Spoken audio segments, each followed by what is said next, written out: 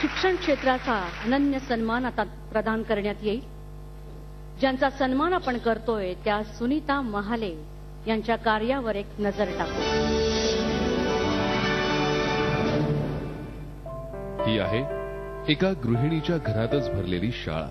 मनमाड शहरातील सुनीता राम महाले या गृहिणीनं सुरू केलेल्या निगराणी संस्थेची ही एक शिक्षकी शाळा.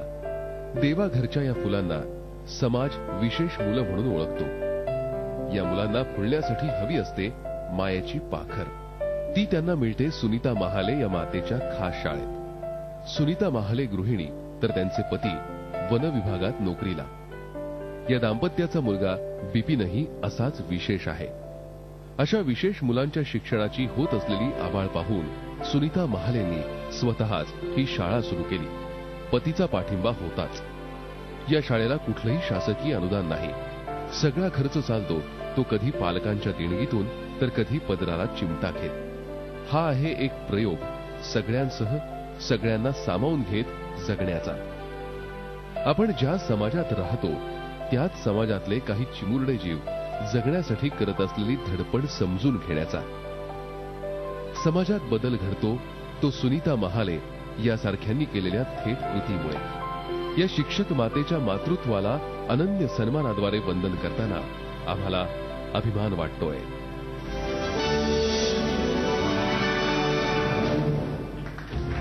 मी सुनीता महाले यांना विनंती करते की त्यांनी मंचावरती यावं.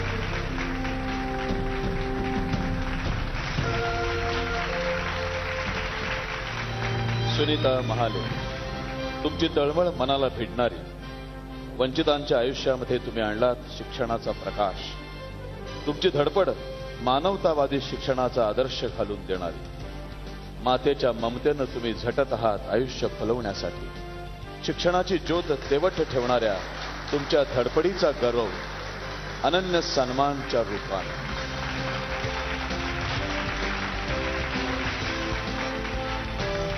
वैष्णोदेवी डेअरी प्रोडक्ट्सचे सीएमडी नंदकिशोर अट्टल यांना विनंती करतो की त्यांनी सुनीता महाले यांना शुभी घीच्या वतीनं एक गिफ्ट हॅम्पर आणि संस्कार ग्रुपच्या वतीनं ज्ञानेश्वरी प्रदान करावी. मी सुनीता महाले यांना विनंती करतो की त्यांनी आपलं मनोगत व्यक्त करावं. मी जी24 तास या वाहिनीचे मनापासून आभार मानते. एका वंचित घटकाप्रती मी करीत असलेल्या प्रयत्नांची सामाजिक बांधिलकीच्या जाणीवीतून दखल घेऊन माझा सन्मान केला. या सन्मानामुळे खचितच माझ्या प्रयत्नांच्या पंखांना आणखीनच बळ लाभले. येथे उपस्थित सर्वांना एवढेच सांगणे आहे की शारीरिक अपंगत्व असलेल्या व्यक्तींचा स्वीकार समाज खूप लवकर करतो, परंतु मानसिक अपंगत्व असलेल्या मुलांचा स्वीकार लवकर होताना दिसत नाही. नवीन वर्षात या चौकट राजाच्या स्वास्थ्यासाठी व आरोग्यासाठी व मुख्य प्रवाहात आणण्यासाठी आपण सर्वांनी कटिबद्ध होऊया. पुन्हा एकदा जी24 तासचे मनपूर्वक आभार.